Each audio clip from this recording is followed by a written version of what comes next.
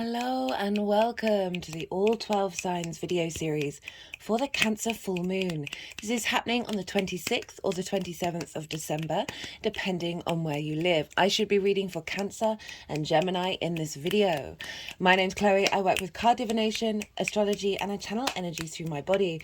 As you can see, my hands are moving around right now. This is independent of my conscious thought, drawing in energies from different vibrational levels and frequencies to help us heal, help us clear stuck energy and open up portals to source. I've also had an upgrade in my channeling the weekend before the Sagittarius new moon. The vocal side of the transmission has started to come through. So I was having the physical, which is the physical movements, which are also a form of light language, and now the vocal light language has been coming through. So that do bear with me with all of this. This is a building thing. This is growing with this one. It's just at the beginning of figuring out how it's all working, translating it, not translating it. So bear with me during these readings. We're on this journey together. For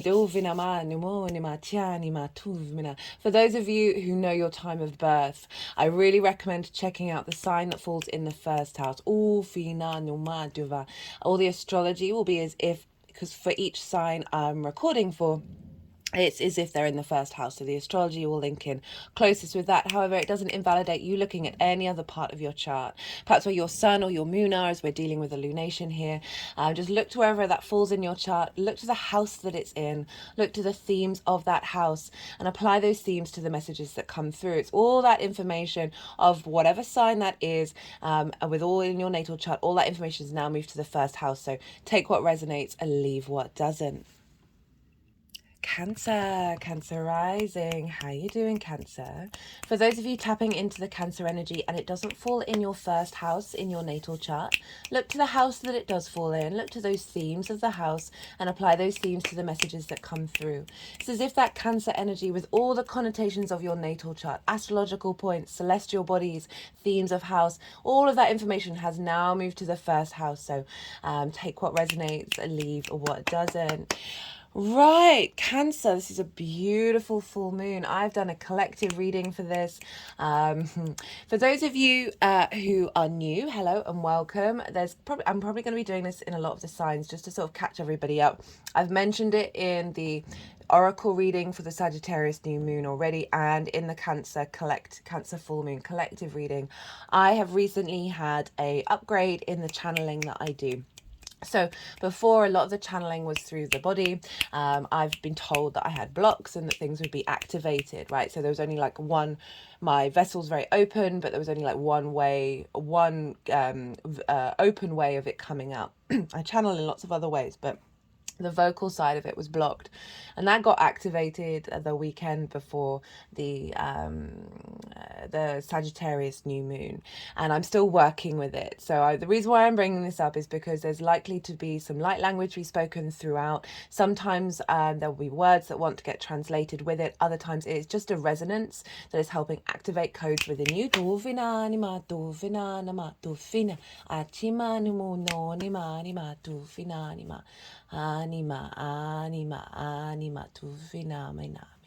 So do bear with me while this is all happening. It's going to be interesting. I haven't done an all 12 signs series with this yet, so it's going to be really interesting to see how this all comes about and works together. Right, so this is a Cancer full moon. This is a beautiful moon, big rebirthing energy happening with this full moon, and it is in the sign of Cancer. And so wherever you have Cancer, this is getting an activation. I see lunations as portals, energy portals. This is when we are downloading frequencies, the new moon that will then unfold over the next 6 months to the full moon in that sign. And now we're at a full moon and we're going to get a download, a sense of completion energy, but then activation codes to how we then work for the next 6 months. So if you're watching this after the event, you're not missing out on the messages that come through, because I do focus on the longer term cycles of lunations. And so this is a full moon, so this is a big sort of completion, a celebration, and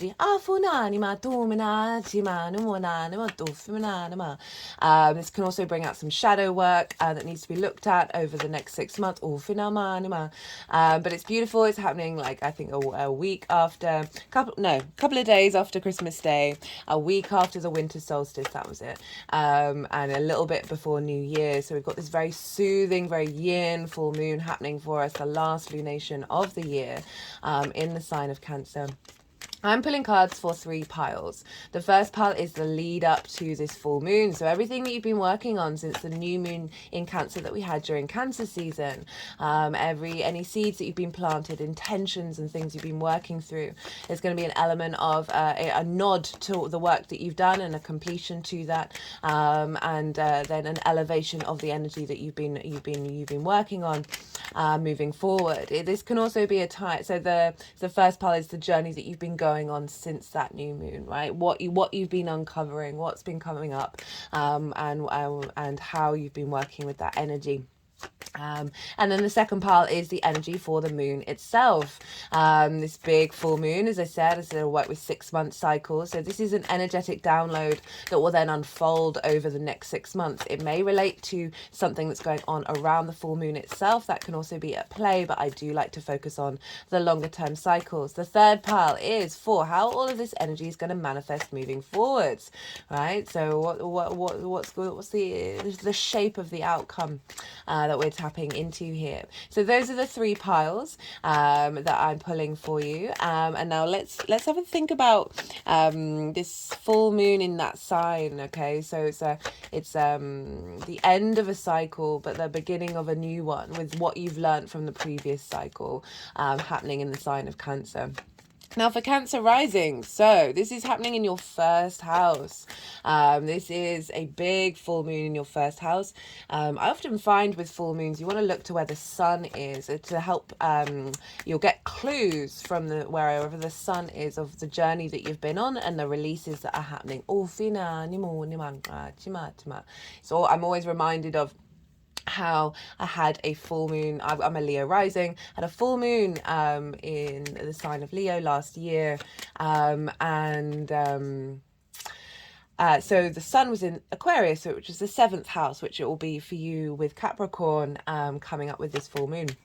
And I got a message out of the blue from an old partner, haven't spoken to for a while, we're on good terms, and there wasn't much follow-up, there wasn't really much engagement, it was really random. And what it helped me realize is that I'd got in balance with that area of my life of not that vibrational frequency was no longer attached to me, right? I learned the lessons from that experience, and it was then elevating moving forward. So I'm just sort of highlighting that may crop up for Cancer risings, because yes, this is a full moon in your sign. This is the sign of the self, how you embody your sun or your moon in your actions and your deeds.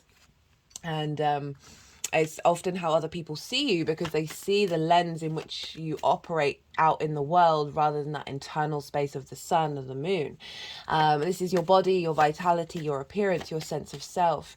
So it's a very powerful full moon that's happening in your sign, Cancer. But the sun is over in Capricorn in your 7th house of intimate relationships, right? This can be business partners, this can be people that you deal with in a business way, on a one-to-one basis, in an intimate way. This can be intimate friends, the sort of ride or die friends that you have in your life, as well as longer term committed romantic relationships and your relationship with source energy. So the sun is going to potentially highlight some things that you've been working on in your 7th house that has made you really understand who you are, right?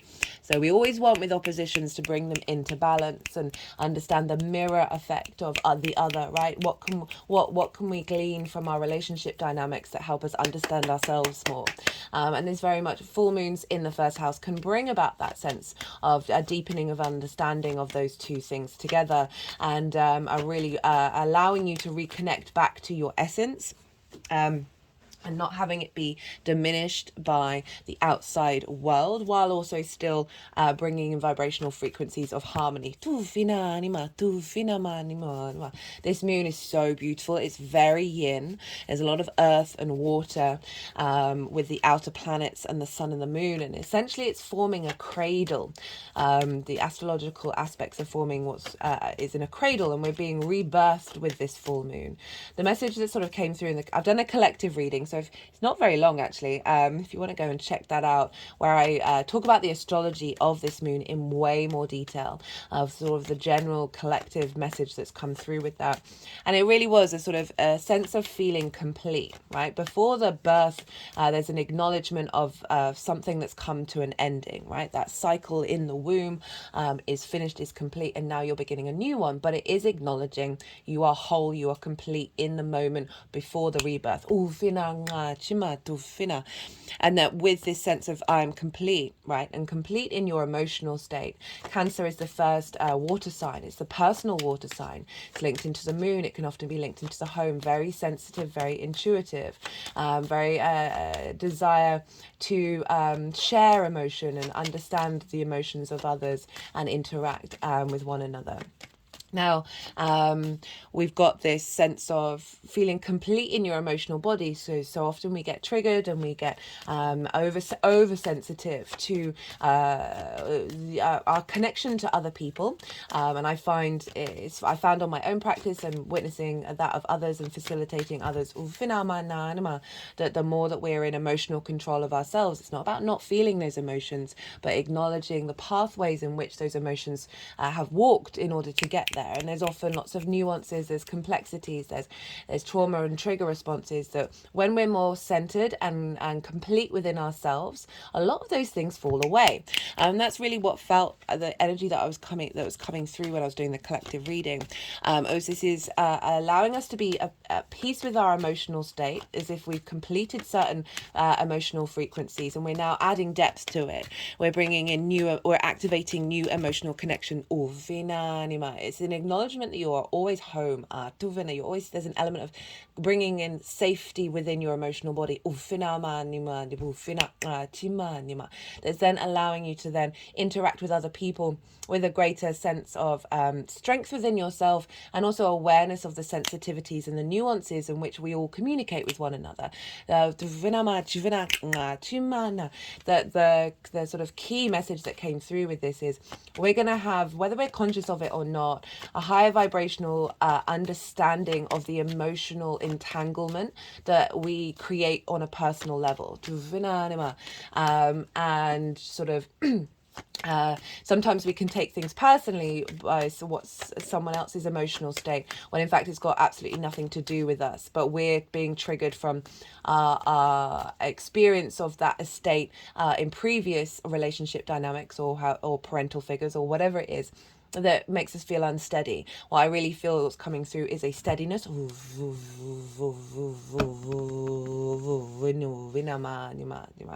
like a regulating of the emotional nervous system that's being activated with this full moon. And so you've got this with the sun and the moon in your 1st and 7th house. These are angular houses. Angular houses are 1st, 4th, 7th and 10th. These are pivot points of your natal chart. They are kind of they're like the cross, the foundational cross of your natal chart that gives strength to the other houses and where they bring in nuance. So big things can happen in transits on the angular houses. So this might show up a little more loudly for you, Cancer risings, or any of the cardinal rising signs. So that will be Aries, Cancer, Libra and Capricorn. And so the sun is over in the 7th house, so more vision and clarity and animation is coming up in that 7th house, and there can be triggers with all of this, because the moon is at her brightest. The unconscious emotional state, our intuition, where our needs are being met or not being met. It's making me think about that example I talked about an ex-partner. My needs weren't met in that relationship. But there was so much love there that there was still this element of sort of holding on to that. And I'd got to a place where my needs were a priority. So I was able to be like, no, well, that relationship just isn't even relevant to who I am right now. And I can appreciate how I got the journey that I was with that, and how important that was. But it was just sort of like activating a new level. And so with it could have triggered me in the past. I could have expected more interaction and being felt sad that I hadn't received the love back. But I didn't care. I just didn't care. And in a really lovely way. It's not in a bad way. So triggers can show up because where our needs are not being met, where our nourishment isn't, we're not getting nourishment of the self. And things may show up in relationship dynamics to help you sit with those things. So I often find with full moons, sort of 3 different levels can show up. There's also other things as well, but these are the key things that I see show up on a regular basis. Sometimes none at all, sometimes 2, sometimes 3, sometimes 1. So the first one is trigger time, right? So this is the moon, our unconscious space where all our traumas and our limiting beliefs are lurking in the recesses, and the full light of the sun is beaming down on that, right? So we've got more clarity and vision. We're able to access it. And I always see this as an offering from the sun and the moon.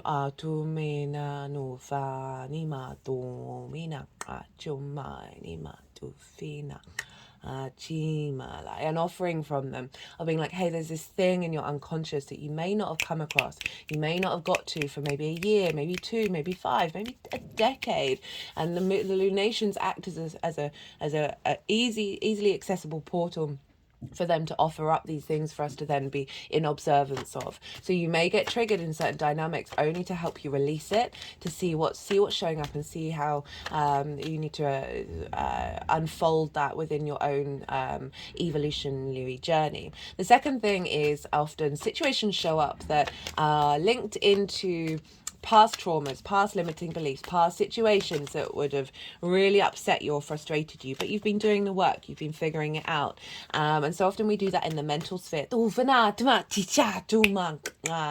than in a holistic way of working with the body as well as the senses and all of that combined together, that the universe will come along in order to not reinforce an old pattern, but to let you know, show up a situation that's similar, that you then walk through, and you're like, oh, I'm not upset, I'm not triggered, I'm not upset, I'm not this isn't affecting me in the way that it used to. That it helps you acknowledge the vibrational frequency that you've been recalibrating. And so a situation may show up that is mimicking that just helps you know you've gone on your journey. As well as a celebration, a big, the sort of happy time, a sense of feeling nourished, feeling nurtured, high intuition kicking in, really accentuating the glory and the wonder of the moon. She is in her own realm of wrapping a deeper level of emotional commitment to your understanding of your emotional responses and your intuition. Can be really, really powerful over this full moon. As I said, we're being birthed by Saturn and Jupiter into a new frequency, and they are linked into longer term cycles, and it's really helping facilitate a sort of a more evolved interaction that we have that will then unfold over the next 6 months in the way that we engage with our own emotions in the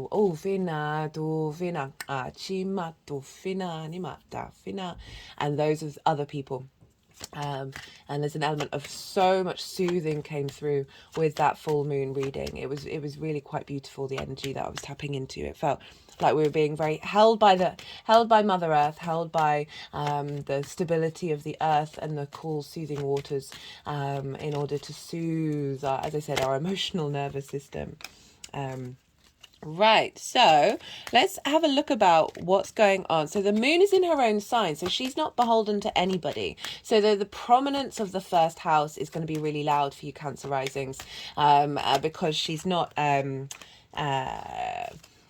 she's not being governed by another house. She's in full room and shining a great illumination on you and how you are and who you are, and the navigating sensitivities, enhancing sensitivities with the strength that's coming in. This sort of tapping over the heart area.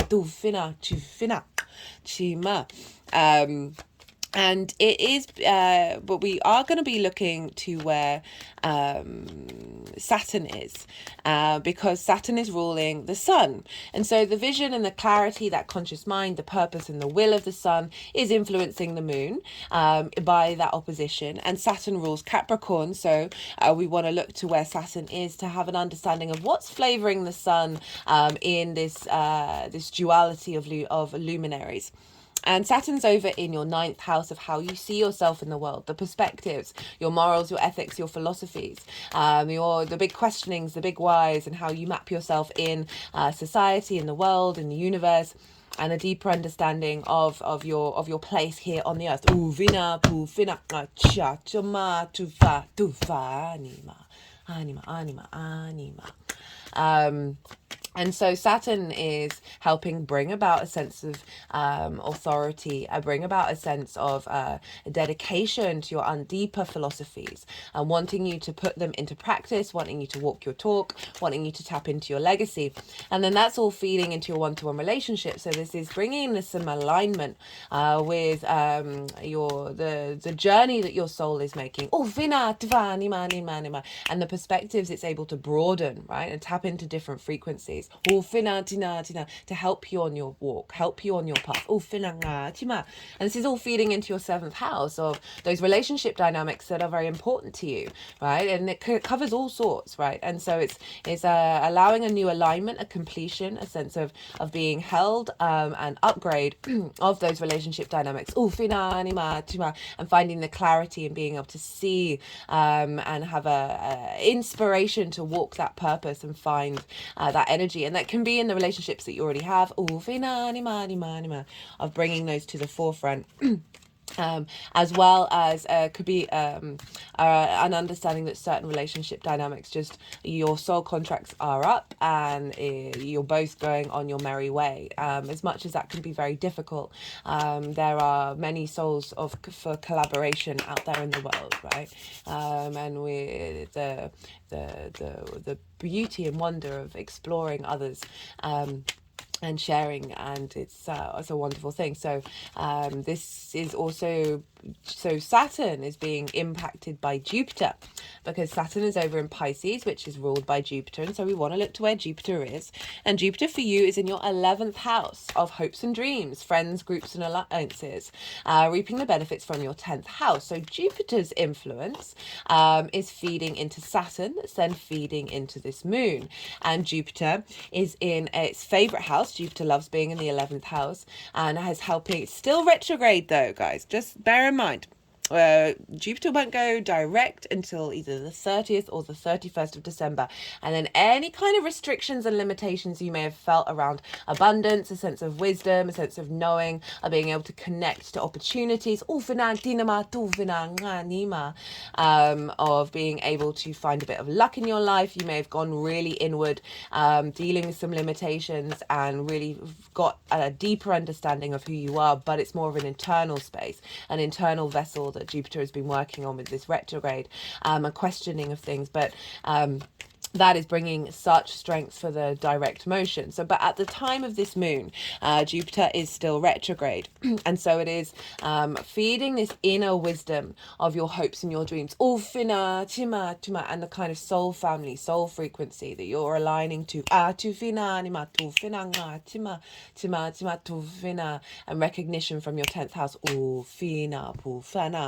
Is feeding into Saturn, which is giving this expansive, internal expansive journey of Jupiter, of this bringing together of things, of opportunities, of luck, of abundance into Saturn, of how you see yourself in the world, right? So we've got this inner download, I was going to say downgrade, but that's not what I mean at all. Inner download of Jupiter in terms of your hopes and your dreams, and those things I just referenced, into Saturn, of taking action, of deepening your perspective, have how you see yourself in the world, that is helping elevate your one-to-one relationships, that is informing this illumination of self, right? This deeper intuition you have around who you are and what you're drawing towards you.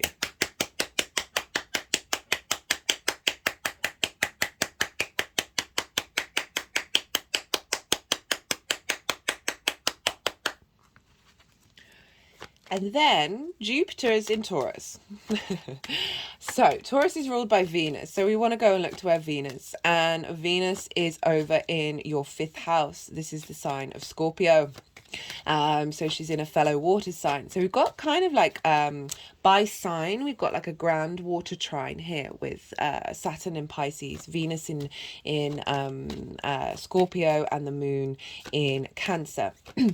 Venus is way at the end of Scorpio, whereas Saturn and the moon are at the beginning of those signs. So it's not by aspect, but it is by sign. So we've got this very powerful trine of all the water elements, of bringing together a deepening of our collective emotional resources with Saturn in Pisces, with the depth of our social fixed core response mechanisms with Venus in Scorpio, and the moon of our ability to intuit these through our own personal experience. And Venus is in your 5th house of your creation energy, right? It's a favorite house to be in. So you've got 2 planets, Jupiter and Venus, that are in houses that they're their favorite houses to be in. And so you've got a lot of support astrologically with this full moon, with this rebirth. And the 5th house, your creation energy. This is your pleasure principle, how you bring joy into your life, your spring in your step, the things that give you amusement and curiosity. This is linked into children, both literal children that you may work with or that are your own, or your inner child. And as well as birthing creative things in the world that feel like children. This is linked into romance and short-term dating. But it all stems from your creation energy. Pleasure principle, that's not just linked into romance. That can be found absolutely anywhere. And Venus moving through this, the first time she's been moving through here without the South Node in the sign of Scorpio for a little while now. And so she's clearing up, she's recalibrating, she's bringing the ability to look into the darkness with grace and intensity and be able to transform that energy. So you've got your creation energy, what brings you pleasure, what brings you joy, feeding into Jupiter, your hopes and your dreams, feeding into the vibrational frequencies of people that you're drawn to, of soul family, feeding into your being recognized and rewarded for the things that you do in your 10th, and then activating Saturn of who are you and where you headed. So this creative energy, this pull of this creative energy is influencing this birth, influencing this completion that's happening with this full moon, that is in alignment with your one-to-one relationship. So it's making sure that you're enjoying those. Venus is also making a trine with Neptune, which is really very beautiful. So we're bringing in a high vibrational level of perspective around your creation energy. So I could see a real boost in your intuition and your ability to create coming from because of that Neptune in Pisces, of a higher perspective, of a deeper understanding, and being able to access different perspectives that might not have been available to you. So really, yeah, beautiful moon.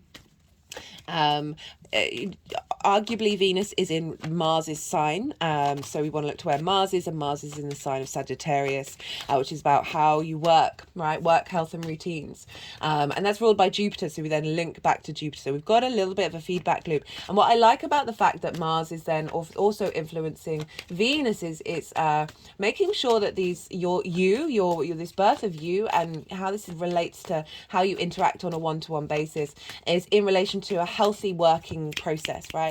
Making sure that you're not neglecting your health and your work and your routines with this new frequency. So often we can prioritize other people's needs and our needs not being met. And I really feel with this transmission that there is an activation of your ability to meet your own needs in a way that doesn't make you feel like you're selfish, or that you're it's unfair, or all those sort of heavy weights that we have on ourselves when we're not necessarily giving all the time. This really feels like a recalibration of that, of knowing where there is support and nourishment, and when to intuitively take action on it. Right. Dinema. Okay, so I'm just wondering whether to tap into a bit more of the astrology. Let's go back to Venus, because Venus is making a sextile to Pluto at this moon. And Pluto is obviously moving out of your 7th house at the end of January. It's going to dip back in towards the end of next year, but not for very long. So you're really going through the final throes of some very powerful, magnetic, intense, transformative dynamics around you, the other, right? So there can be a heaviness here. There's an intensity here that we can get very overwhelmed with, and I would bear that in mind if those emotions start coming up, and just acknowledge them, let it move through you, and then maybe ask to tap into a frequency that helps you mitigate and bring deep nourishment into that frequency. So Venus is sextiling Pluto. And the sextile is an aspect of Venus, wants to bring creativity, love, harmony, connection, a sense of brainstorming, a sense of value. And now Venus is making sure that with this moon of your alignment of self, right, this full moon in your 1st house, in regards to that finding flow and ease and joy in your creativity, in alignment with the Pluto transformation and the magnetism of bringing in a frequency in those relationship dynamics that helps transform. Some of them may feel destructive in their transformation. I'm just saying that I've witnessed a lot of heavy Pluto aspects for certain people that I know, and it can be a lot. And always try and ground yourself, try and, when you're in the throes of that, try and recenter, because it is a big energy. But I'm not getting anything overall. The long-term effects of it is serving your experience with yourself and with other people. And also, we've got that trine with Neptune, and it's just a lot of outer planets in yin signs making harmonious aspects to the moon and to Venus, and the sense of being supported and a sense of flow coming in and a sense of value and connection. Right, you might want to look to where your sun and your moon are in your natal chart. Look to the houses that they're in. Look to the themes of the houses, because those themes are likely to crop up for you during this full moon, and it adds a deeper understanding of what these lunations are trying to tell you, and how to work with that energy. So just bear that in mind. That'll add on a little bit more of a personal understanding to this general reading for the sign of Cancer. So that can be really helpful. Right, I think I'm not going to try and overload too much. There is some other astrology. There is a collective reading where I tap into it there, so if you want to go and check that out. Mars is kind of conjunct Mercury during its retrograde, so we're getting information about our motivation around the way that you work and the way that you're bringing your ability to commit to yourself in the 6th house back into the 7th. I've done a Mercury retrograde series, if you want to go check that out. So I break down the details of Mercury moving from Capricorn to Sagittarius in way more detail and how that may be showing up for you as well. But there's a sense of intuitively knowing, right? So with that Mars Mercury conjunction is that's impacting this moon, is this a sort of an intuitive knowing of the actions that we take for the long-term goals.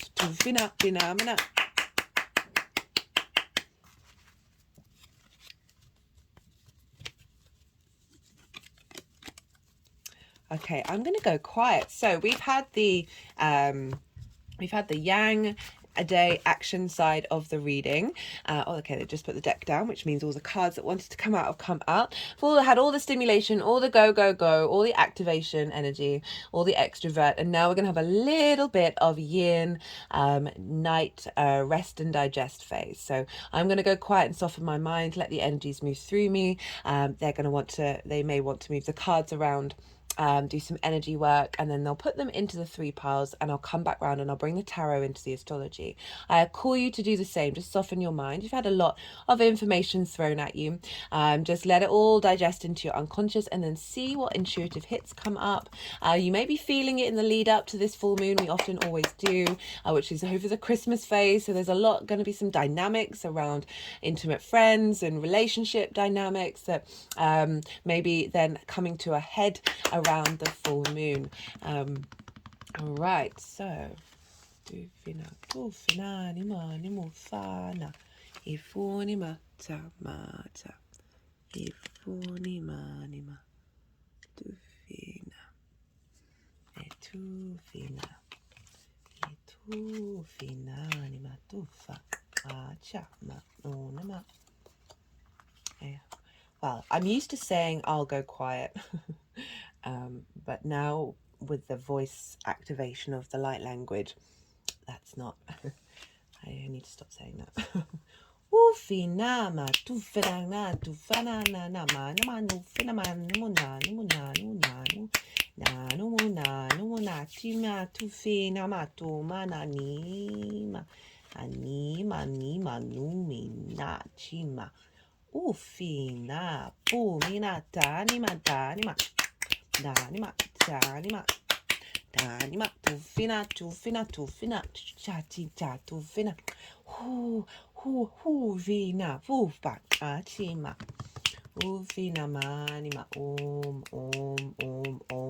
ina fatu ina funima achina pumana achima tuma atunima achina achina na dufina ufunina achina ma tufina achinima tufina nima dum dum nama ufunima china hunima hunimana ufano fine ufina machima ufini ufina ufa acha untoma dufina anima dufina tifunina bufuni dumina nima atimana muna china nema ufina mangatima ufini machani matumina atima atima namana onima ufuni mana tumina tuvanima ufinana olamana funima tumina achana nama anima nima ufini manima tufina ufini mana tumina ufuma atima umina na mo anima no manana atuvinini atufini manu fufina tina fufani achima temina manama onima nani mutufina achifina atufina mani vuvani matufa tufu chini mani matu mena ngaya tunya ufana atima chati fufina atima tufono nima chifana hufina fa tata ma fumi madipo onima tatu fana panima fina tufina tina tima o tima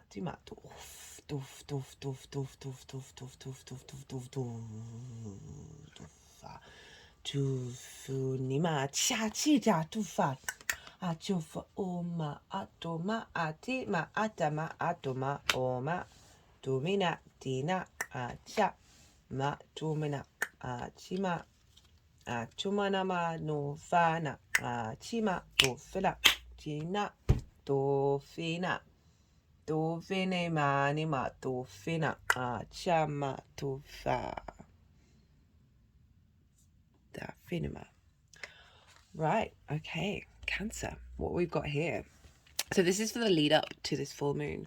So everything that you've been sort of navigating and figuring out since that Cancer new moon in your sign of you, right? So we've got the 7 of Wands with the 8 of Cups. We actually got 2 7s and 2 Knights. I always like to clock those because when we get doubles, this is usually a recalibration, a realignment. Things coming into balance. What timelines shifting. And we've got the 7 of Wands. And so it's really interesting of the journey that you've gone on with that new moon in your first house, of who you are, right? And how other people see you.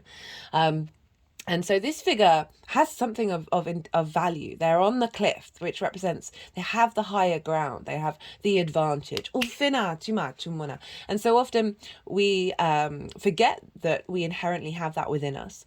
And we feel unsteady up where we are. And that there's an element of competition, of having to fight. And sort of, in order to be, we have to create space rather than the fact that we're pure abundance. With this card. His figure looks deeply unsteady. There's a sense of imbalance but it's that for me, it's one of the cards that really sums up the human condition, of we are the universe manifest in individual form, but we come here with blocks that then have us go through these strange navigation times of figuring out that power again, that sovereignty. And I remember they were doing some work during the channeling, the light language, and they were clearing out the energy from the head on the happy Buddha. And obviously the happy Buddha kind of embodies, it's kind of like the full energy of finding the little smile in life, regardless of what's going on, and moving a bit more with grace rather than fear. And they were doing some work with the Council of Light card here. All these cards, these are all oracle cards that I picked before the reading, that I channeled before the prepared before doing the collective reading.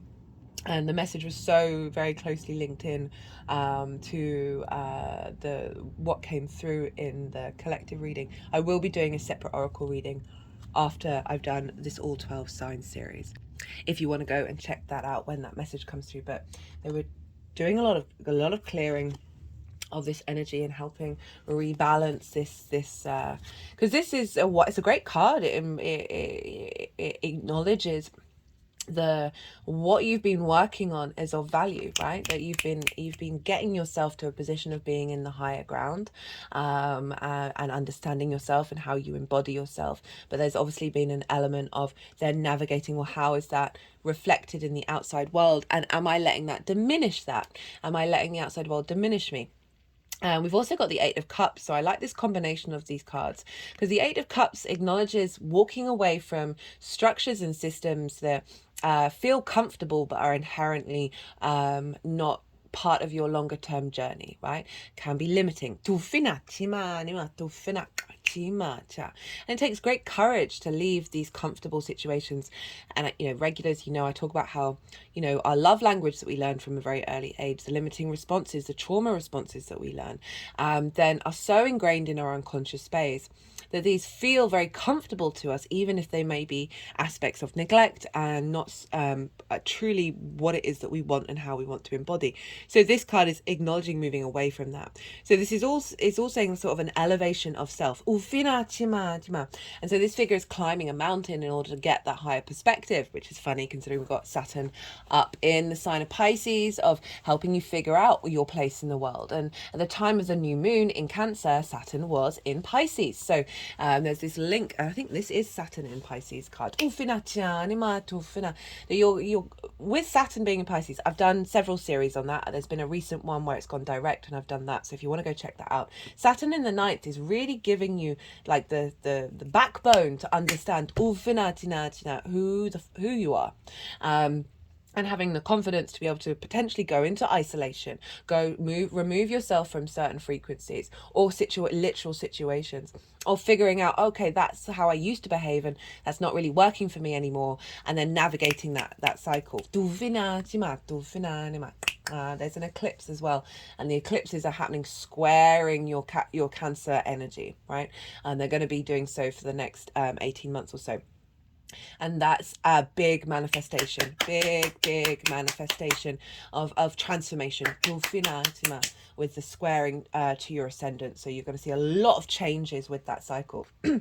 Okay, for the full moon itself, we've got the Two of Cups, we've got the Knight of Cups, Knight of Pentacles, and the Star. Really love this combination. This spread is tying very much into what I was talking about in terms of the astrology, and it's I'm always really grateful when that happens, because sometimes it doesn't. Sometimes there's other messages that want to come through, but I like when it's reconfirming, okay, how this is showing up. So we've got the Two of Cups. This is union, this is respect, this is honor, this is dignity. They are eye to eye. There's a real sense of honoring of the other, right? And if you think we're dealing with the 7th house as well. And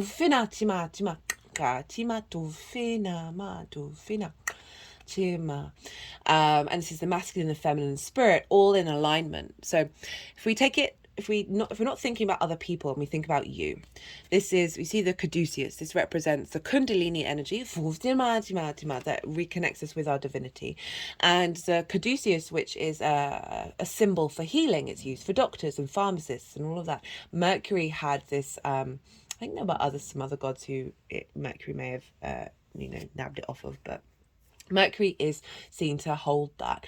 And this represents divine union with self. Oh, fina mani ma to fina dina mani fornima. And really being in harmony with self. Oh, fini ma chima to fina. It's obviously then going to have repercussions in your relationship dynamics with other people. To fina na to mina anima to mina. But I love that. So this is the energy that's being downloaded at the full moon, that will then unfold over the next 6 months. As I said, this is also could be things that are happening around the full moon. So we've got the Two of Cups, this sense of union, and then we've got two knights. We've got the Knight of Cups and the Knight of Pentacles. So we've got water and earth here, real big representation of this moon. Commitment and loyalty, steadiness. We're going to get there in the end. Strength and intelligence. A real solidity. The Knight of Cups, water flow, feeling joy, feeling creativity, feeling love in the things that you do and the actions that you take. So this is embodied elements. These are embodied figures. They embody through their actions, what they do, which is the first house. It really is fully the first house. And so you've got this big embodiment energy coming through. I love the Knight of Cups. There's a dreaminess to it. There's a romance, but as in seeing the beauty in everything in the world. And it also acting on your intuition. And having the stability and the groundedness to put things into action. With the Star card, which is pretty powerful. So the Star card is about deep emotional healing. And I feel on one frequency, this is coming down in the full moon. But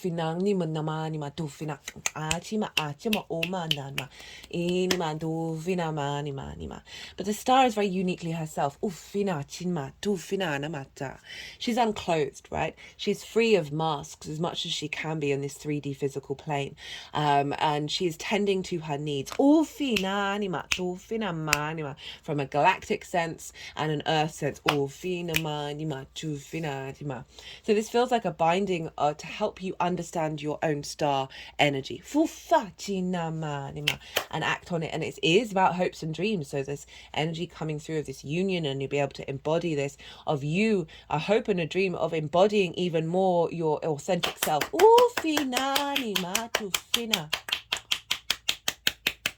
Okay. So, but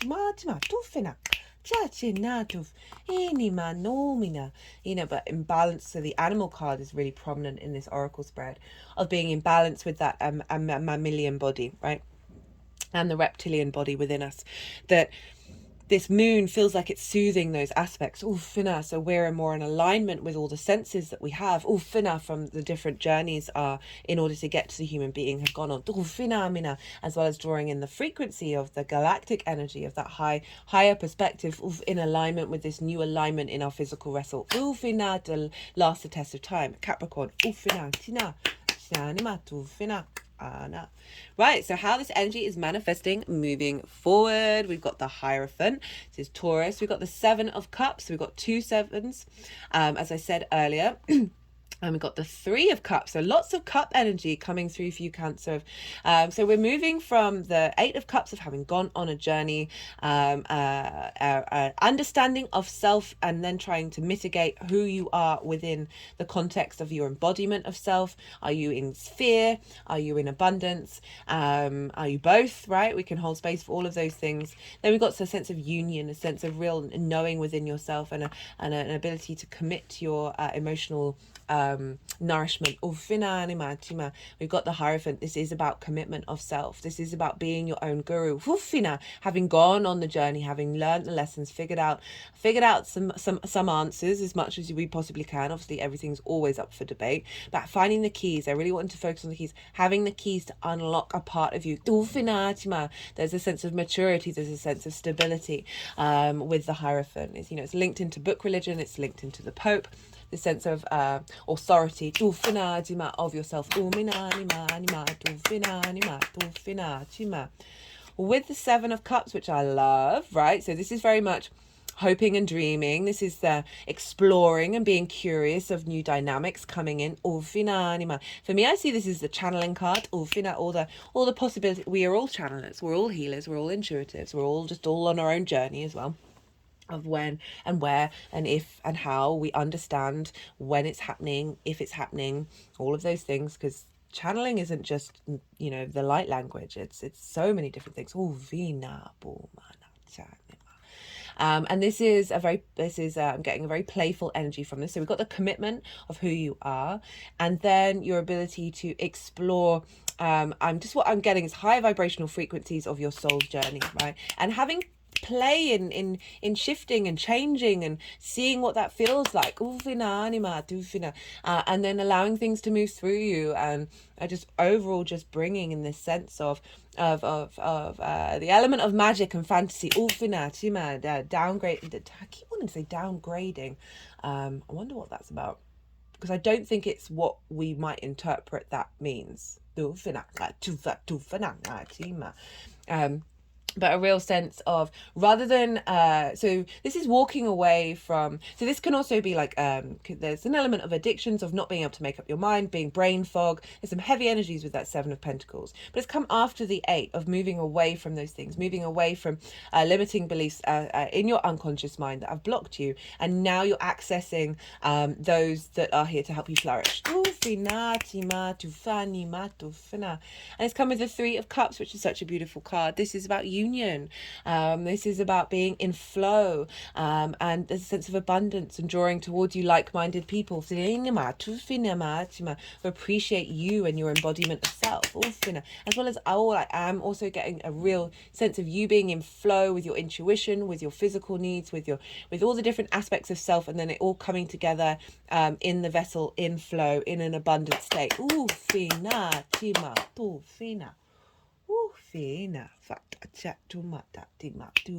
And there's, at the bottom of the deck is the Ace of Pentacles, and this really feels like a new vessel with everything that you've learned is being activated. Right, just cut the deck and got intuition.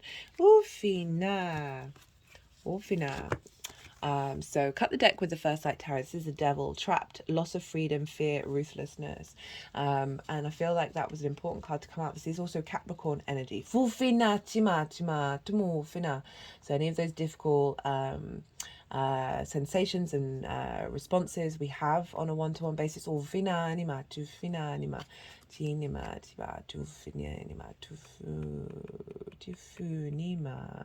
the star is helping clear and helping heal.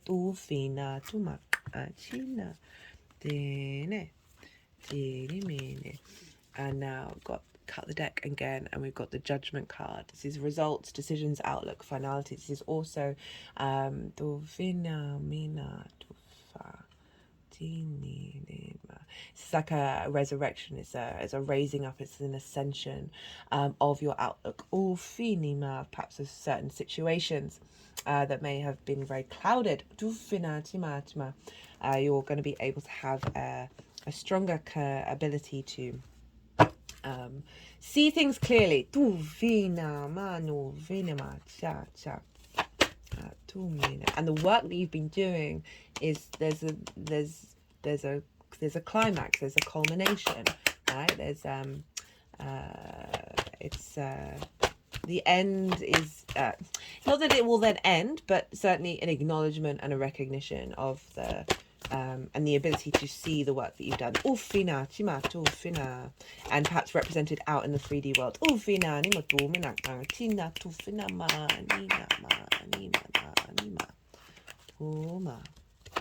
Okay, let's get another clarifiers from the numerology deck. Let's see what wants to come through.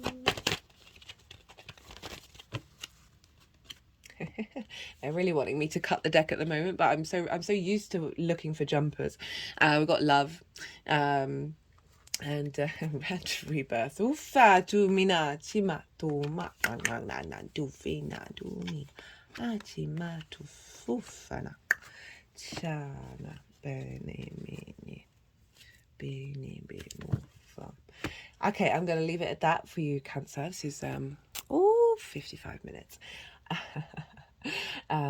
Beautiful reading. It was an honor and a privilege. Thank you so much for being here with me. Be good to yourselves, Cancer. Be good to those around you, and most importantly, be well until we meet again. Gemini rising. How you doing, Gemini? For those of you tapping into the Gemini energy and it doesn't fall in your first house, look to the house that it does fall in your natal chart. Look to those themes of the house and apply those themes to the messages that come through. It's as if that Gemini energy, with all the connotations of your natal chart, astrological point, celestial bodies, and the themes of the house have now all moved to the first house. So take what resonates, leave what doesn't. Regardless of whether Gemini is your rising sign or not, this moon is happening next door to the sign of Gemini. And this is what's called inverted. They don't have a traditional line of aspect in the way that they communicate, the two signs communicate with one another. It's like you're sitting next to somebody, but you're both looking forwards. There isn't that direct, clear line of clarity, that vision, but you can sense on all the subtle energetic levels that there's somebody sitting next to you, right? Energy transfer is happening in the, when I say subtle, it doesn't diminish the power of that subtle energy. So where it's I find these moons are very transformative, but they might not necessarily be as loud and obvious as some other moons, but there's still a lot going on. Because there's 6 different energies trying to figure each other out and trying to like just sort of probe one another of like, hey, what does this mean? How do we interact with one another? So these moons can be really helpful with activating sort of an unconscious response mechanism.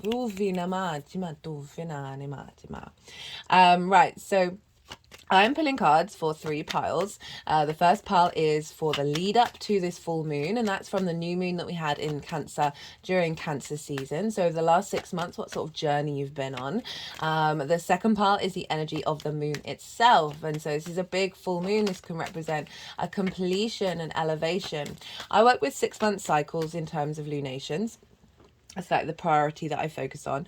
And so I see this full moons as like downloads. And so, yes, there's an element of completion of a certain energy, but with that, we're getting activation codes for the next part of the journey, which you then draw down into your actions over the next 6 months. So if you're watching this after the event, you're not missing out on the messages and the frequencies that are coming through at all. So this is the kind of energetic download that's happening in relation to what this moon represents. So I break down the astrology in way more detail in the collective reading. So if you want to go and check that out and see what that overall message is for the collective reading, it's up already.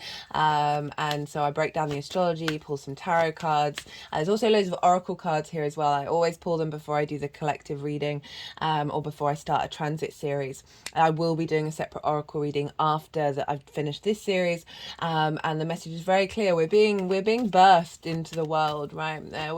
But it's acknowledging the completion of that past cycle, right? That being in the womb. that we're now heading into a new frontier with everything that we have learned from that experience. And it's such a beautiful yin energy of this moon. It's very earth and water. It's very nourishing and restorative. There's a strength coming through, as well as a deepening of an understanding of our intuition in regards to our emotional body, right? Cancer is the first water sign. It's a very personal connection to emotions, our intuition, our creativity, our sense of love. For those of you who are new or regulars who haven't caught either the Sagittarius Oracle card reading or the collective moon reading for this one, I talk about how just before the Sagittarius new moon, I had an upgrade in my channeling. And so I've been told in the past that my portal's really open, like my crown chakra is super open, but I've got blockages in my body for that information to come out, and I was only coming out through the movement in my physical body. And then just before the Sagittarius new moon, I had an activation. I've been doing lots of work on my throat chakra, figuring out how to speak my truth and, really navigating that energy, and got an activation. So I've always said, not always said, I came to the understanding that the movements that I do are like a form of light language. And now there's an upgrade in it in terms of the vocals. So if you hear me speaking not in English, this is me the natural response mechanisms to what I'm saying in regards to the sort of the vocal light language. So there may be some of that going on. Do bear with me. I'm still learning and growing with this. And so sometimes I'm able to get words in relation to what's being said. Other times not so much. However, I have done a remote healing on somebody, and without translating what the light language was, and it was clearing out a lot of energetic fields. So even if you don't necessarily understand fully what's going on in terms of that light language, it is still having an impact on your subtle energetic fields and your soul's frequency, that's helping clear some energy and open up some download energy as well.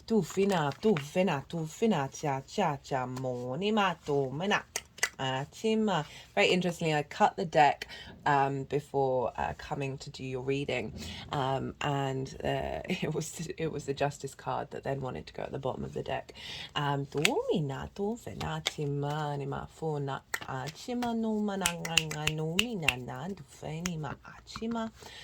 the full moon, that's the second pile. I'll talk more a bit about full moon energy in a second. And the third pile is how all this energy is manifesting moving forward. So those are the three piles. We're dealing with a full moon here, and I find in my journey with seeing how full moon energy shows up, we're howling at the moon. This is when hospitals and police stations and schools get a bit rowdy, because our unconscious is on the main stage, right? The moon is at her brightest. She's receiving all the light and clarity and vision and purpose from the sun. This illumination of our unconscious mind, our intuition, our emotional body, where our needs aren't being met or being met. How do we nourish ourselves and that of others? And so often with full moons, this is the first part of the three themes that I see show up, is trigger time, right? And so often this is an offering from the sun and the moon.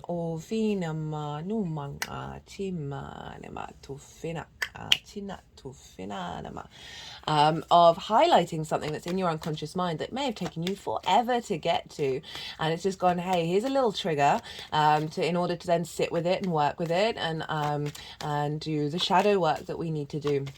To reconnect back to ourselves, because so much of what's layered on top of us is often nothing to do with us. It can be social expectations, parental figures, friends, society in general, ancestral stuff, past life energy that we're holding. And so we get these little clues from the universe to help us point us in the right direction of coming back to self.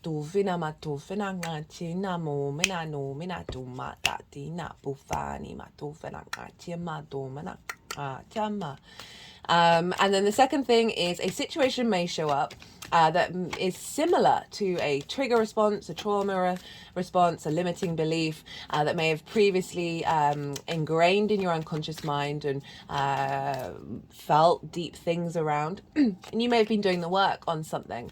And so often when we do the work, we do it very mentally. We don't necessarily do a full holistic incorporation of that work. And so the sun and the moon will come along and will provide a situation that's similar to help you understand, help more your physical body move into a situation and then realize that they are safe, that these things are no longer touching you, that they're not a part of your vibrational frequency, and you become more in integration becomes more embodied with those situations, even if they're a bit annoying. And then the full moon, a celebration, a culmination of everything that you've been working on, a sense of nourishment, your intuition on point, like your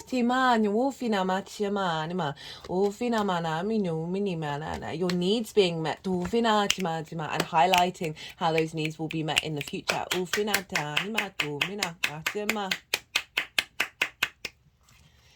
So that could be spending time with a friend who just triggers something on a very personal level where you feel seen or nourished. That is then part of that bigger unfolding that will become more prevalent in other areas of your life. So that's the kind of full moon energy. And then, so how it's all manifesting moving forward, right? So that's the general vibe of what's showing up with this full moon. Now let's get into the astrology for Gemini risings. Now this is happening in your second house. This is your house of your resources. That's hilarious. Got have the Ace of Pentacles come out as I was saying your resources. Your resources, it's the skills and tools that you have in order to bring in regular income into your life. It's also how you manifest and the things that you value and care about, as well as how do you value yourself. And I always like to focus on this one because we can have some very distorted ideas of what our value is.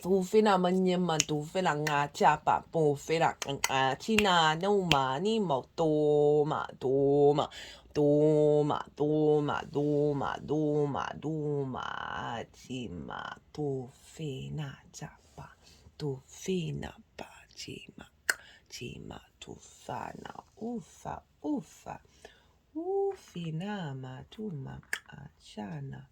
So this is the crystal skull wisdom card. Clarity, divine healing, high vibrational energy, activating a deeper understanding of your value. You are the universe manifest in individual form. Allowing your intuition to flow through you. From a frequency that brings deep healing and clarity and understanding of reality as much as we can possibly comprehend it. And even when we can't. And so full moon in this sign could be on a very fundamental level, raising your charge out rate, your hourly rate of how you bring in money. This is also an elevation and a completion of certain skills and tools that you have in order to create in the world and manifest in the world.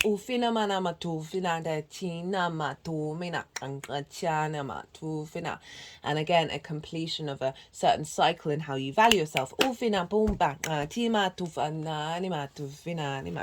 astrology of this moon is very much, it forms a cradle between the sun and the moon and Jupiter and Saturn. So we've got two of the outer planets, longer term outer planets, supporting this cradle, which is where we are being birthed from, right? And one of the sort of the key sort of things that came through in the collective reading was, I am complete, right? You've completed these emotional responses, right? And this is bringing in this sense of acknowledgement of a cycle. And then it's like you're activating new emotional connections, and how you engage emotionally with yourself and with others. One of the things that I think that got channeled in the collective reading was having whether it's conscious or not, it certainly it's bringing in a vibrational frequency to help us navigate the emotional complexities of everybody around us, including ourselves, and our ability to then move through that with more strength within ourselves. and some grace and compassion for those in the world around us. So I see this as a downloading of grace towards your understanding of self, and a strengthening of that, and birthing into the world a real commitment to your internal value, and a higher activation of your manifestation abilities. Right, so we often want to look to where the sun is in relation to full moons, because the sun is providing the light to illuminate the unconscious. And so often things will crop up wherever the sun is that helps you understand that helps you realize the journey that you've been on, helps you kind of realize things that may have been complete, as well as bringing new things into your life that are part of the next part of the cycle.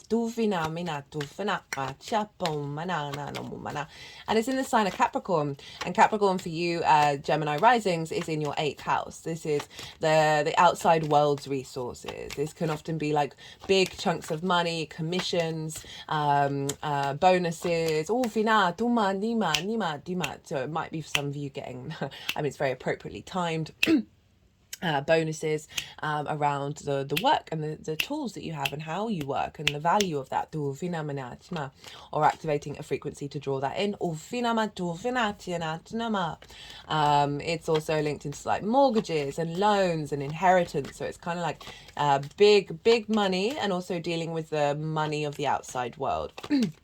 Taxes as well, but it's the give and take between you and the outside world: time, money, things, energy, words, intimacy. It's the give and exchange. It's the exchange between you and the outside world, and this can be anything other than you, and so this can be one-to-one relationships, this can be the big world in general. It can also be source energy, right? How does your relationship with source show up?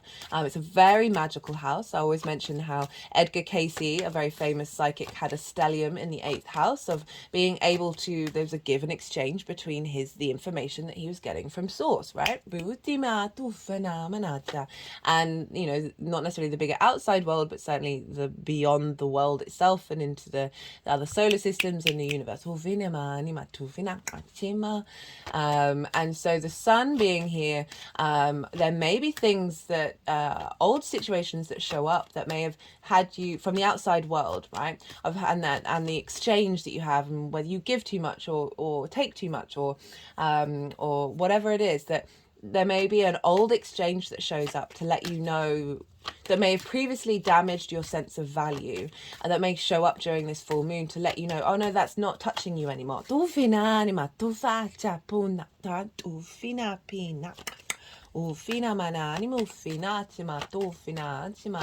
As well as receiving resources from source energy in order to upgrade and infiltrate your tools and skills that you have in order for you to survive and bring money over your head. Bring money over your head.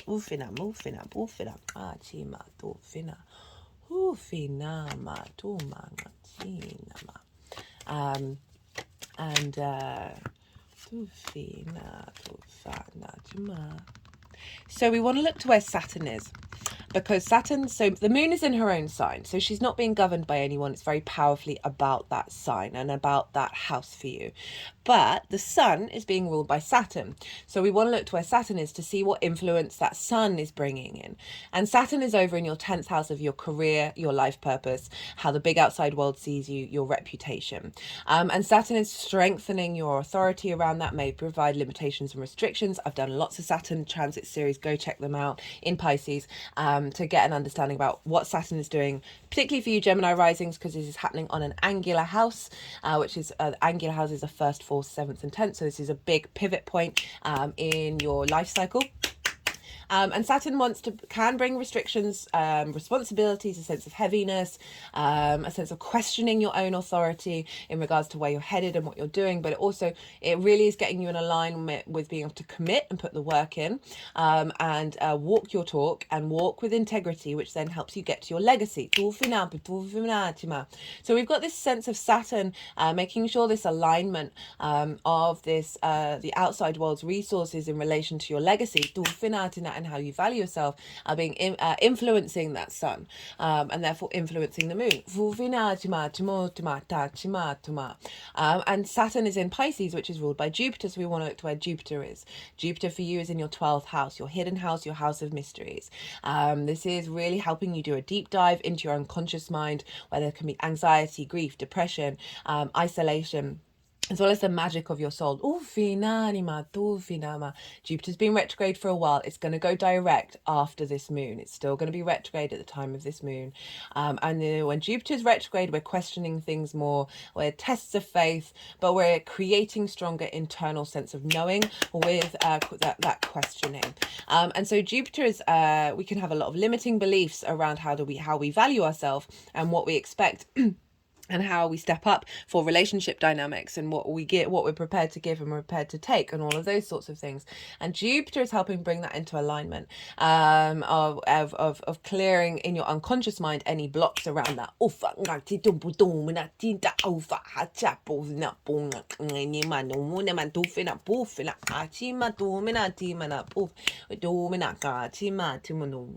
So really giving strength of things that are working behind the scenes, and to help facilitate a new understanding of your value. But Jupiter's in Taurus, which is ruled by Venus, and so where's Venus? Well, she's over in the sign of Scorpio at the time of this moon, and that is your house of work, health, and routines.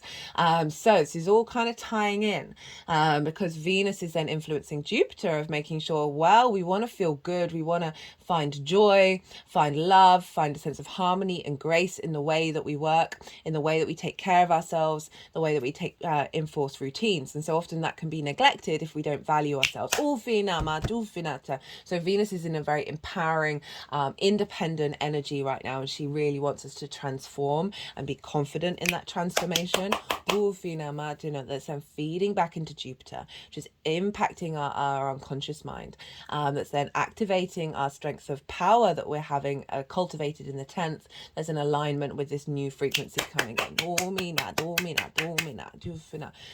However, Scorpio is ruled by Mars, and Mars is in Sagittarius, opposite your sign, Gemini, in your one-to-one house, business partners, one-to-one clients, intimate friends, romantic relationships. Your house source shows up and how you show up to source. What draws you towards this intimacy? What does intimacy mean to you? And so Mars is very empowered there. Having actions and motivations of getting things into alignment, having a deeper sense of knowing of relationship dynamics that serve you. It's then influencing, making sure that those relationship dynamics, those relationships are helping be in alignment with this new sense of value. And then Sagittarius is ruled by Jupiter, so that links back to Jupiter, and then we go back to Venus. So we have a bit of a loop between Jupiter, Venus, and Mars. Impacting Saturn, which is therefore impacting the sun. So we kind of had this, did we have this? I think we had this for the Sagittarius new moon. Apologies. When you do a lot of channeling, sometimes it's really hard for information to stay in your head. Where we were getting this balance between the feminine and the masculine in a very personal way. Our motivation and our drive and our desire for connection and love, in alignment with Jupiter of this deeper knowing. Right, so that's all the astrology. Well, there's more, but there's a lot more. But I've done a collective reading, and it's not very long. So if you want to go and check that out, all the cards have come out. They've put the screen, not the screen down. Sorry, I'm just getting the chart up. I put the deck down, so we've just had the Yang Day action side of the reading, and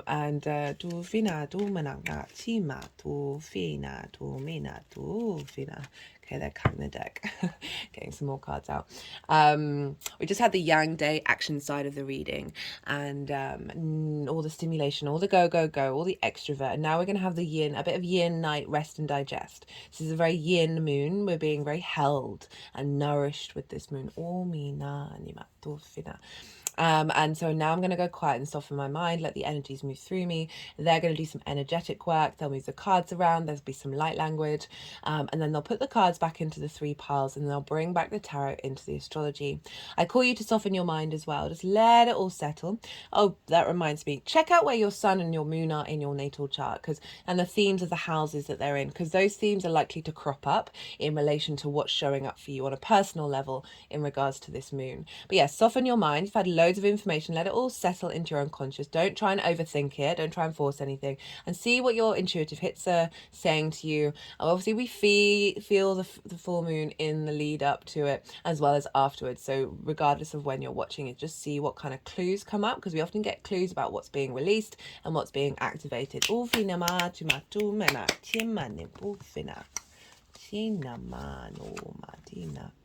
Duvina da dina moma acha atima noma tofa mina omina dina matina dina matof tof tof tof tof tof tof tof tof tof tof tof tof tof amina doma anima domana anima domana anima donema tiatu fena cha mona fa tu Ufena madumina ufinacha bunacha namonimacha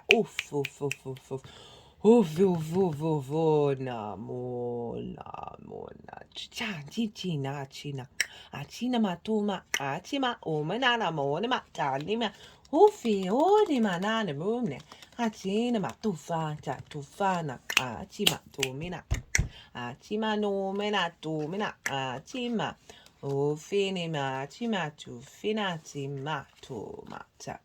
Achumati matu fina tu finati na tu fina.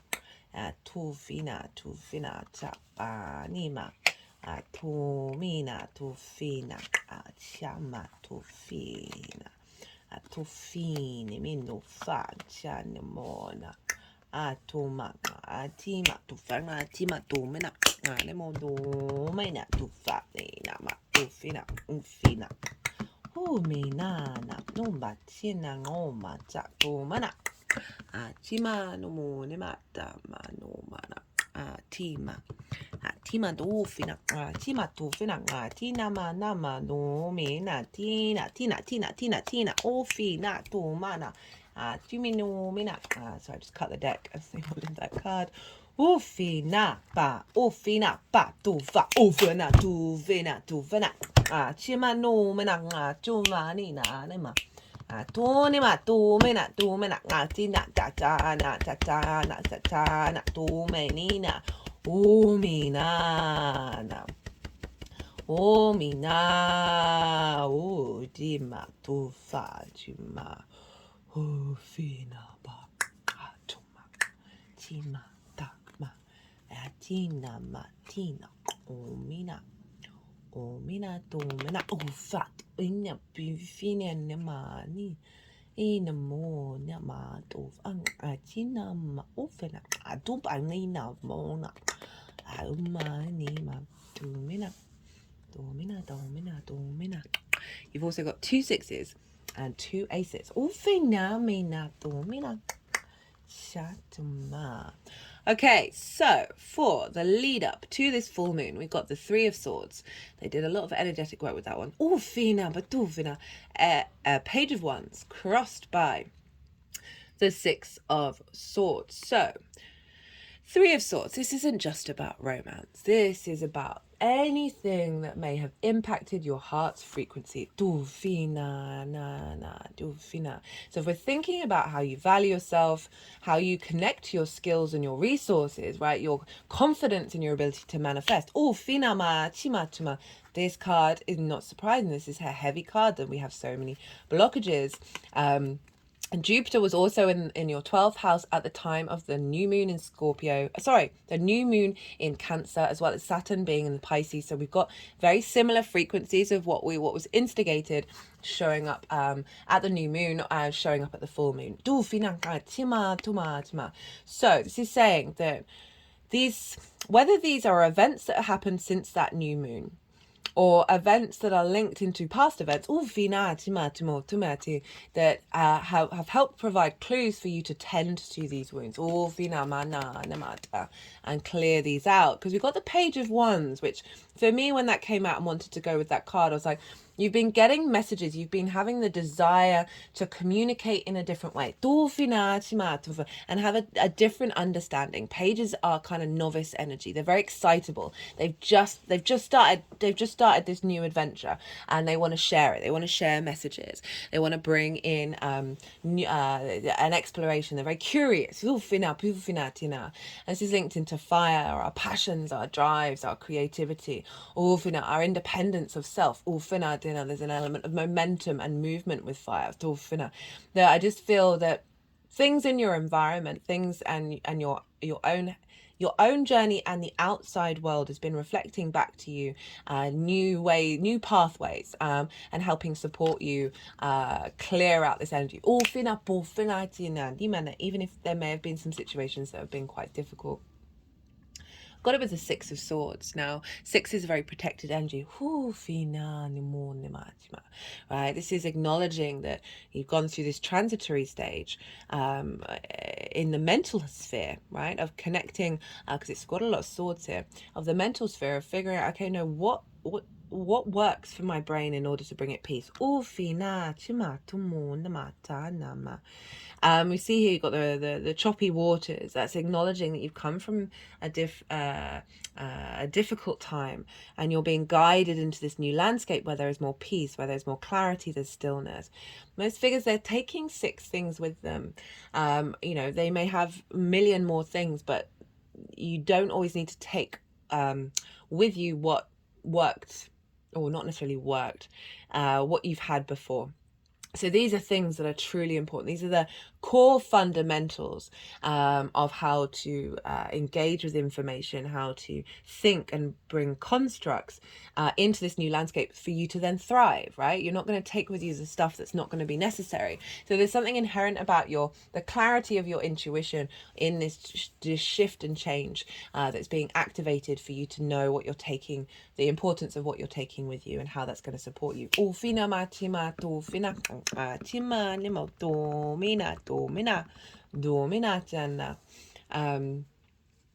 And then for the moon itself, goodness me, we've got the Knight of Cups, Ace of Swords, Ace of Pentacles, and the moon.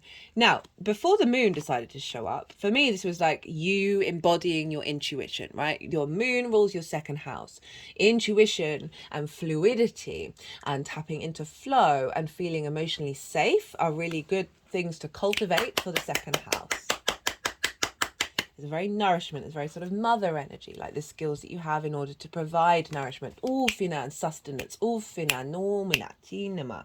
And so with the Knight of Pentacles, the Knight of Cups showing up, this is the embodiment of that. They embody what the chalice represents. They embody the element, the suit that they represent. And this is love. This is intuition. This is flow. This is this sense of connection. This the memory as well. It's very creative, inspirational energy come through. And there's an element of romance with the Knight of Cups. It's like seeing life as a beautiful thing. But it's very much the embodiment of it. So this is like the embodiment of the skills and the tools.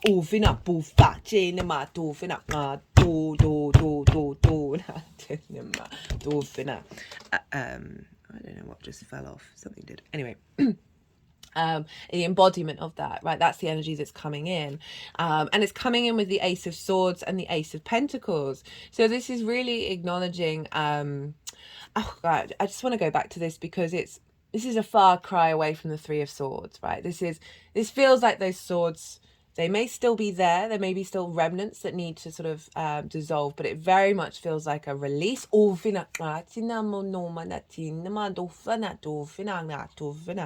just sort of pulled 3 things out of the heart chakra. And that you've got the ability to walk with love. Rather than potentially there have been blocks that have limited your ability to tap into the grace of what you have within you. completely understandably. And with the Ace of Swords and the Ace of Pentacles, of a clarity of this, of the embodiment of the intuition, from a higher perspective, and the Ace of Pentacles, great for the second house, because this is earth energy. This can be linked into money and resources, and also how you value yourself in this new vessel on this planet. But these are big offerings, big vibrational frequencies that are coming in that are really shifting gear for you to be able to enact. And then we've got the moon, which was like doubling up what I was saying about the night, of being able to cut through illusion, being able to see and tap into your sensitive psychic self, and the ebb and flow, and the things that are in the unseen, Jupiter over in the 12th, impacting your ability to tap into and find clarity and expression. And that Ace of Pentacles, again, like these are things that you can utilize in the 3D world. And then for okay, we've got for the how this energy is manifesting moving forward, we've got the Justice card, got the 9 of Pentacles, 6 of Wands, and the 2 of Cups. So the Justice card is a rebalancing. Justice makes good judgment, knows the decisions that it needs to make. It's a clearing of soul contracts, but it also is really allowing you to speak your truth and tap into that, and having clear sight around how to bring things into manifestation. And if you've been going through some difficulties, sometimes when justice shows up, saying a rebalance of that, of like the clearing out of that, and allowing a new opinion, a new perspective to come in that creates space that is balancing out the difficulties. And we've got this with the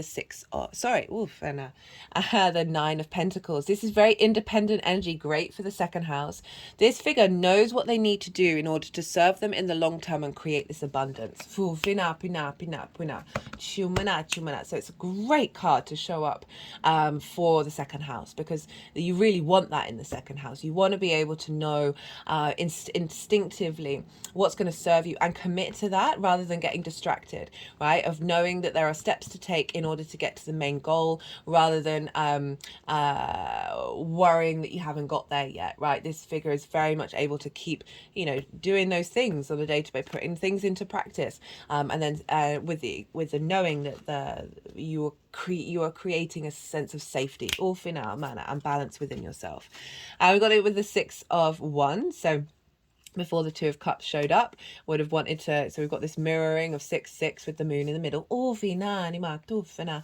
This is victory, this is recognition, right? This figure's done a thing that is now being celebrated. So if we're linking into your manifestation abilities, if we're linking into the skills that you have in order to make money on a regular basis, this is kind of saying you're going to feel good about what you're doing, and you're going to be received by the outside world or by the galactic energy for the work that you're doing.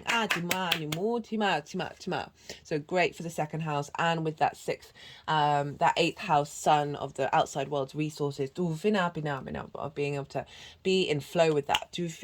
Well, it was a 2 of Cups. Now this came up in the Cancer reading as well. This represents unity. This represents equality, respect, honor. These figures are eye to eye. They honor the being that they are witnessing.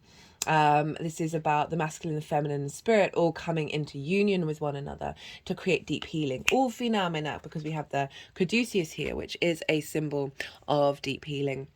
Is linked into doctors and pharmacists. It's also Kundalini energy. So there's a sense that with this activation, you are more in a union with your intuition and the skills and the resources that you have.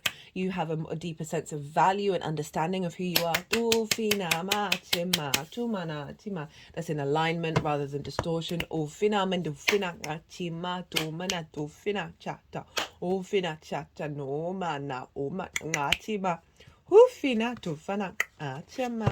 Right, I'm going to get some clarifiers for you, Gemini.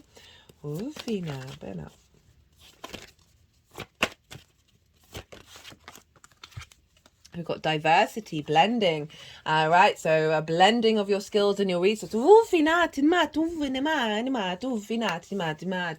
So they're all in a sort of holistic understanding with an ebb and flow with one another.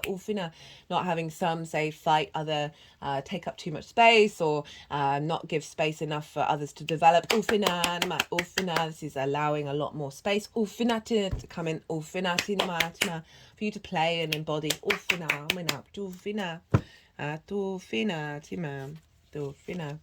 just cut the deck and got vibration, positive action. So moving away from that Three of Swords to an alignment that is more opening you up for multiplicities of experiences, rather than the limiting space of the Three of Swords. Right, let's get a final clarifier from the numerology deck. Let's see what wants to come through for the lovely Geminis.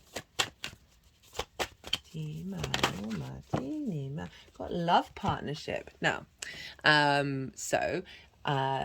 This could be linked into bringing in partnerships to help you understand your value, or that are in alignment with this deeper understanding of your value, as well as business partnerships where you're creating something from love. But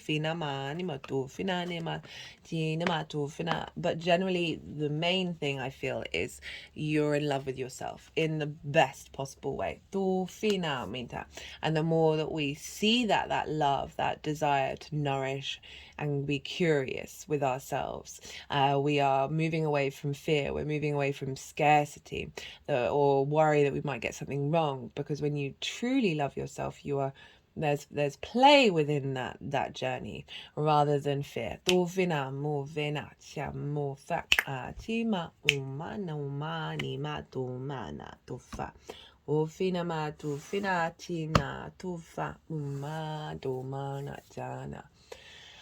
Right, Gemini, I'm going to leave it at that. I hope you enjoyed this reading. As always, it's an honor and a privilege. Be good to yourselves, Gemini. Be good to those around you. And most importantly, be well until we meet again.